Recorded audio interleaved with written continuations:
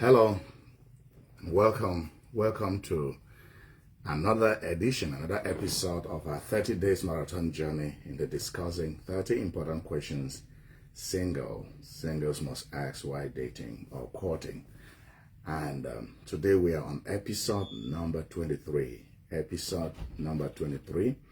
And in episode number 23, we'll be answering the question. The 23rd question you want to ask someone you are dating or courting is, what is marriage to you? What is marriage to you? You know, there are different worldviews of what marriage is, and different people will look at marriage from different angles, and they attach different meanings to marriage. And so you don't want to assume that what you are thinking marriage is the same thing the other person is thinking. And you have to have the discussion with that person to understand what marriage is to them. And sometimes in relationship, or when people even get married, one of the areas of their clashes is their understanding of that basic word, marriage. What is it altogether? Because each person had their worldview, each person had what they thought marriage was, but they never had a discussion to come to an agreement or to come to an understanding of what they want to define marriage or what marriage is to each of them. And they never had that common understanding of what they would want to call marriage as coming together as man and woman. And so there are different worldviews of marriage. And the first one is the traditional or religious worldview. Traditional or religious worldview believes that marriage is sacred. It's a sacred institution ordained by a higher power. And to those who are Christians, it is God. And those who are traditionalists, they think about God and they have their notion of God. And considering marriage as being a sacred institution ordained by a higher power or governed by cultural traditions. And this, people believe that in marriage, there should be some gender roles and familial expectations or expectations of family. And these often play a significant role in their marriage. They believe that marriage is sacred, marriage is permanent, marriage is for a lifetime. That's traditional or religious worldview. They believe that marriage is sacred, it is permanent, it is for a lifetime, it is ordained by a higher power. And in marriage, there are some prescribed gender roles. There are roles that are for the man, there are roles that are for the woman, and they emphasize on family stability. They emphasize on procreation and adherence to religious or cultural values. This is the marriage culture or the marriage worldview that you will find in Africa, you will find in Asia, you find in Asian countries and African countries. Though we are having a lot of pollution already going on, a lot of changes already going on in Africa. But most cultural beliefs or traditional beliefs say marriage as sacred, as permanent, as a lifetime commitment. And for Christians, marriage is sacred, is a lifetime commitment, is a permanent situation. When you get married, you are getting into marriage. There is no thought of a divorce. That is the Christian worldview of marriage, because that is what the Bible says. And you don't want to just assume that what you're thinking is what the other person is thinking. You want to talk with him or her to understand what they hold about marriage. The second worldview on marriage is the secular or the humanistic worldview, which sees marriage as a secular or humanistic union based on mutual love, respect, and companionship. And they emphasize equality, and they also emphasize shared responsibilities and individual autonomy, and prioritize personal fulfillment, emotional connection, and mutual support. In the humanistic worldview, they are not talking anything sacred. They don't think marriage is a permanent union or a lifelong union between man and woman. And they think that in marriage, there are no fixed roles, there are not prescribed roles, there are not cultural values. It is what they decide. They emphasize on equality, shared responsibilities, and individual independence, autonomy. And the third worldview on marriage is a transactional worldview, which views marriage simply as a contract, a social contract. And this is what is mostly practiced in the West. In the West, in the US, and other parts of the Western world, they view marriage as a transactional arrangement, a social contract, or a pragmatic arrangement which is often influenced by economic or social considerations. And this is very crucial in the West because somebody gets married today and then divorces tomorrow. And you see somebody going into marriage for the sixth husband or the sixth wife, and it is a normalcy in this community where I am right now. They view marriage as being transactional, as being a social contract. Just like you could sign a job contract with a company and the next morning you don't feel comfortable and so you are resigning and looking for the next job. That is what happens in transactional worldview. So they don't believe in any sacredness. In fact, they have to do a lot of discussions as to how money is going to happen. And, they take a lot of, there's a lot of influence, but it's mostly influenced by the economic and social considerations. And roles and responsibilities are defined based on practical needs and expectations. And this kind of marriage is driven more by, financial considerations. And this kind of marriage is driven more by practical motives such as financial stability, social status, or family alliances. They don't think anything they don't think anything sacred. They don't think anything lifelong. They can get married today and divorce tomorrow. Unfortunately, this transactional worldview about marriage is getting into the church already. And people divorce at just with a flip of the hand. People are divorcing, and you see, many people in church no longer consider marriage as being sacred. They don't no longer consider marriage as being lifelong. So you don't just want to assume that the person you are marrying, just because he's a Christian or she is a Christian, believes in the religious worldview, or the Christian worldview of marriage. And when we talk about transactional marriage, it is all about social contracting.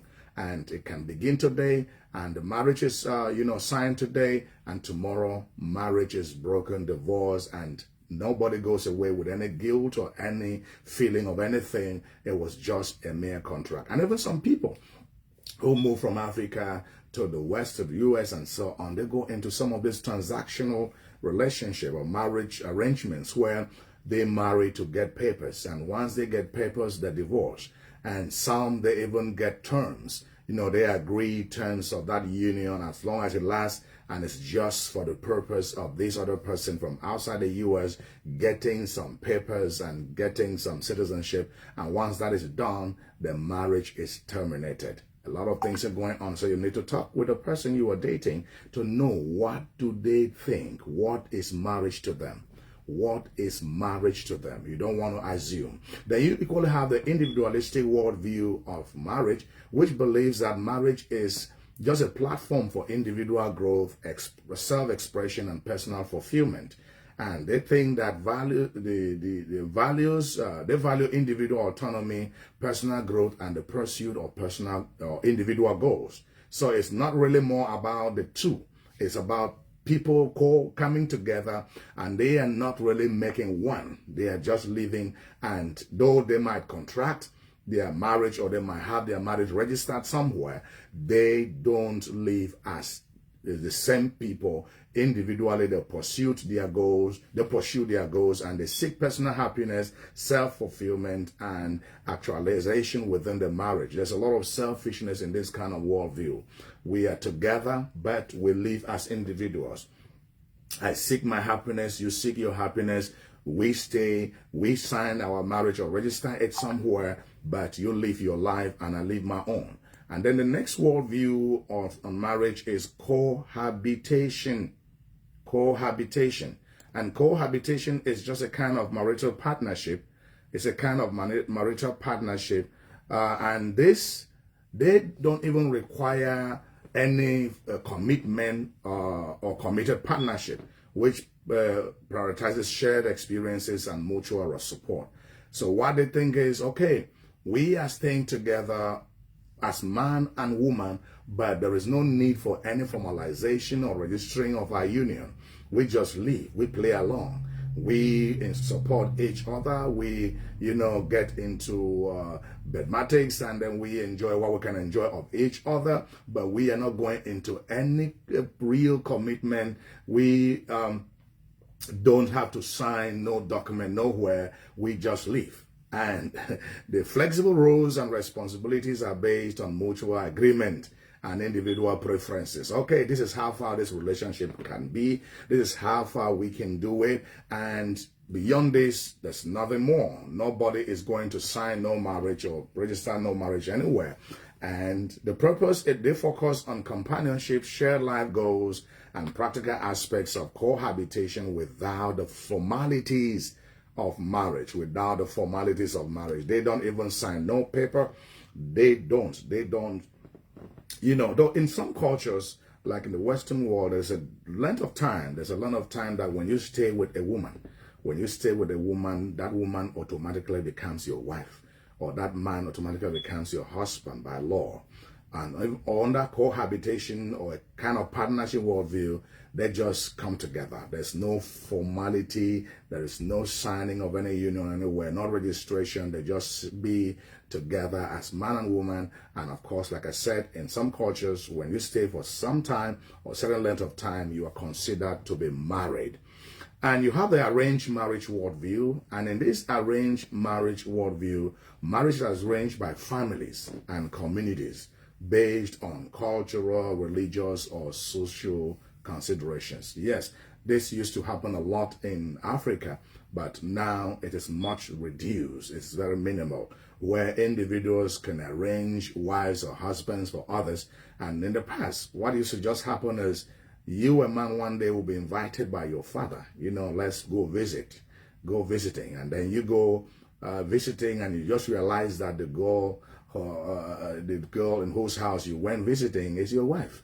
And you never met her, never known her before, you never had any interest in her before, she might never know you before, never had any interest in you before, but the parents arrange this, or siblings arrange this, or they just do the arrangements and you are brought into the picture. I remember when I was growing up, I saw many of my aunties, their marriage were arranged this way, and it was kind of cultural. And in some places religious. And I know Muslims are very, very good in arranged marriage.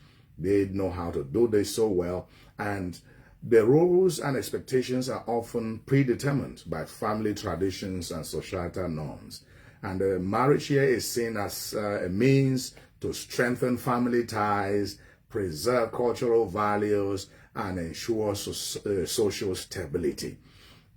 Yes, they don't want to know if you know or love that person. They don't want to know if you, or really want to spend the rest of your life with them. Sometimes it's about the interest of the parents. They want to maintain the friendship or perpetuate the friendship between both parents. And they go into arranging this marriage without the prior knowledge of the man or the woman involved. And they just get you into the picture at the right time, and there's just nothing you can do. You just have to follow suit. And in many cultures, they work really well. Yeah, modernism is good. It has brought a lot of good things, but a lot of bad things as well.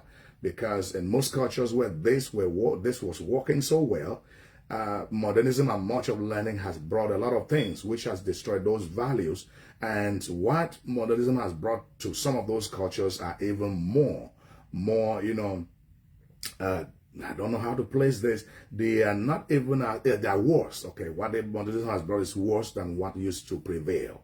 Because now people just go in and out of marriage, and people go into marriage with a lot of, I just listened to a video or brief video on social media this morning where a certain woman posing herself as a pastor is saying before you get married as a woman, you must touch and feel, the male genital, and, before you get married, not to be embarrassed in marriage. I would just be very, very, I'm surprised that a pastor can prescribe that, or a so-called pastor would prescribe that. How do you, as a Christian woman, begin to touch and manipulate the genital of someone you want to marry and you're not yet married? And I love this journalist who was so surprised and asked this lady, but what about the man? Do you also have to see the genital of the woman and then manipulate and then see how it is and whatever, how large or small or whatever, before you get married? And the confused lady said, no, you don't have to, because it's just a hole. I'm sorry for bringing this kind of language, but sometimes we hear things on social media and we have to be very careful about what is being propagated out there. And some of these so-called pastors, they need to go back and study the Bible. I don't have any problem if you post yourself as any other person. I'm a pastor myself. I don't have no problem if you post yourself as any other person and you say certain things, because that is what you believe, and that should be what the creeds or whatever you believe hold. But if you are a pastor, if you are a clergy, a minister of the gospel, there are things I should not expect, or I don't expect to hear from you. Because if you are a pastor, it means you believe in the same God I believe, have the same Bible I have, and there are things you should not propagate. I'm sorry for going that way, but it's important to mention this, because some of these pastors, they are doing some strange things today, all in the name of pastor, and then announcing some strange things on social media. You don't want to be that gullible. I don't think marriage or sexual satisfaction is all about the size of the thing. It's not all about the size of the thing. It could be big and floppy, and it could be small and, very effective. It's all about learning the art of satisfying each other, which is very important. And when you get into marriage, you need to discuss this with your spouse. I'm sorry I have to talk this morning. It's like I'm in a kind of, discussing sexual satisfaction this morning, but it's important. It's not about the size or the length of it. It's not about how, it's about how well it is done. And, getting into understand what your spouse, prefers and likes, and what, makes them good. And you try to do it. And it's important that, I think I have to discuss this with married people. All right. So the next worldview about marriage is the feminist worldview. And in the feminist worldview, marriage is seen through the feminist lens, and they emphasize on gender equality, mutual respect, and shared decision making. And unfortunately, this worldview is shifted to one extreme, where the focus is on the woman scoring the shots in the relationship, and the woman, being men and women can be equal. They have equal opportunities, equal rights, and, there should be mutual respect in every relationship, whether it's at work, in the marriage, or even between you and your kids. There should be mutual relationship. But what it seems this feminist worldview is propagating is the woman usurping authority and taking the upper hand in the home. And they emphasize when you have the money, you score the shots. And they think, and when they empower women, they're able to earn their own money, they're able to buy their own stuff, they're able, to get their own income. The woman is equal to the man. In terms of, privileges, yes, but in terms of gender, no. I don't really believe in anything as gender equality, but I believe in fairness of treatment. I believe in mutual respect. I believe in a woman treating the man treating the woman right, protecting the woman. If the man will actually assume the role of Christ to the church, and the woman assume the role of the church to Christ, then marriage will be a blissful place to be. The Christian or religious worldview doesn't say the man should lord over the woman. No, it doesn't say the man should oppress. Even the traditional worldview doesn't. What is called the patriarchal worldview of marriage doesn't even say the man should oppress the woman. There's no culture that says that. But you have people who take advantage of cultures and they go beyond the cultural prescriptions, and they oppress women, they subjugate women, which is something I will never accept. Of course, I will never accept a woman being subjugated, being oppressed, being turned into some secondary human being. But feminists kind of take it to extreme, and that is one of the reasons why marriages have a lot of issues. And you have a house or you have a home where there is no head. Everybody is talking. Everybody is deciding. Everybody is saying, this is what I want. And there is no order. Religious worldview talks about functional placement, not about subjugation. It talks about role playing, not about subjugation. And of course, those role playing are not, everything is not firm. The man has his role, the woman has the role, and of course, at some point, there are shared responsibilities in the home, whether it is traditional or whether it's religious, there are shared responsibilities. And if we were to understand the cultures and the religious worldview the way they are, and not the way we want to push them, then we have very little issue with that. And the feminist worldview believes that, or rejects traditional gender roles and advocates for equitable partnerships, and also focuses on dismantling patriarchal structures, promoting mutual empowerment, and in fostering mutual respect within the marriage. I agree. We need mutual respect within the marriage. We need the woman to be, empowered. Let her be able to earn her own money. Let her be able to have a say, but that has a limit. The woman can be the president of any country. The woman can be the manager of any corporation. The woman can be the CEO of her organization. The woman can do anything, be the director, but the woman cannot be the man. The man cannot be the woman. It doesn't matter how round and round you go with this. It doesn't matter how you want to do it. The woman is a woman. A man is a man. And it's important that in as much as we want to empower women, we want to also make women understand that being a woman is not a bad position. That's just gender role. And it doesn't have anything to do with how smart you are. It has nothing to do with how rich you are. If you are a woman who is a director, the moment you step back into your home, you are a wife and a mother. When you step out into your office, you are a director. Just like the husband who is a president, the moment you step away from your office and get into your home, you are a father, you are a husband. You are not a president. And you must remove that cap of a president and keep somewhere and play the role of a father, play the role of a husband, play the role of a protector, play the role of a provider, play a role of of a leader, the one who leads, not a boss. You might want to be a boss at your office, but you cannot be a boss at home. Because home is a place where we need that harmony and we need that interaction as family. So you want to ask that person, what is marriage to you?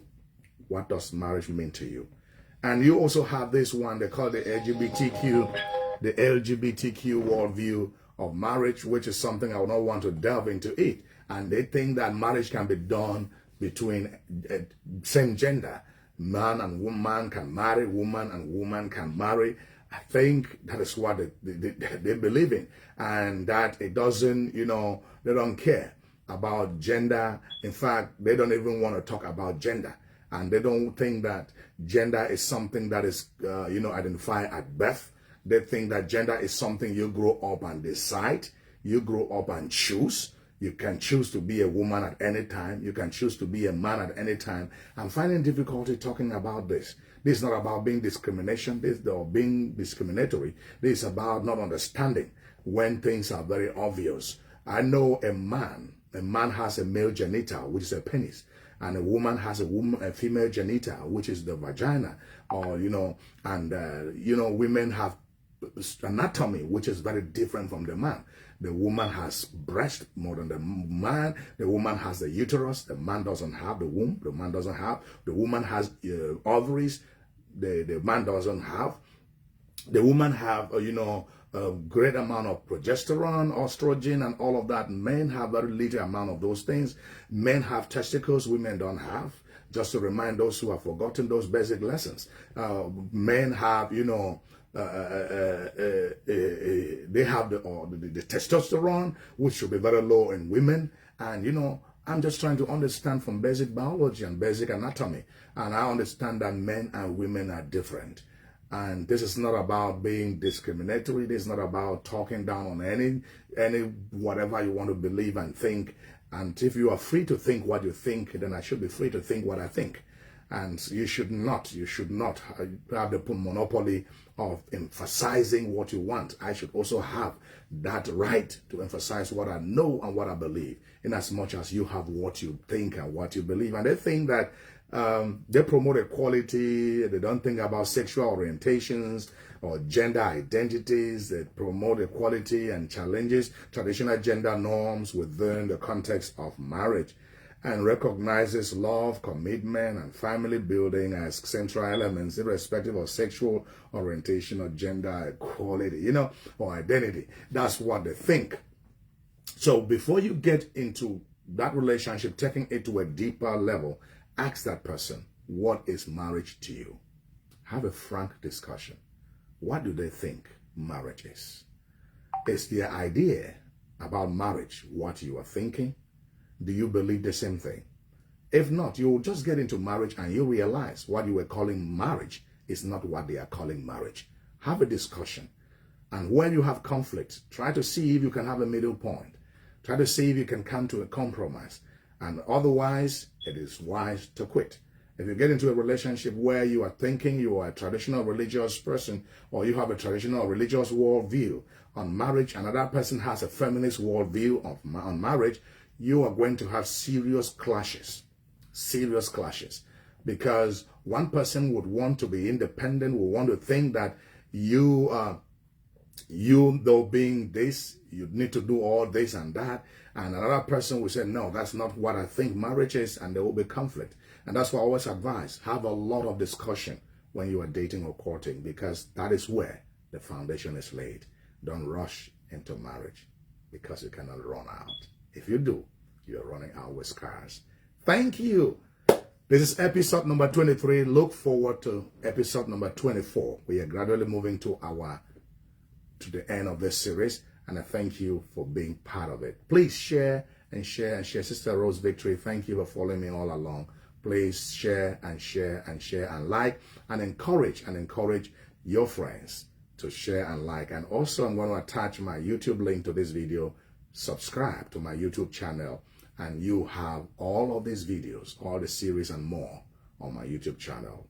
God bless you. It has been your friend, Pastor Divine. Shalom.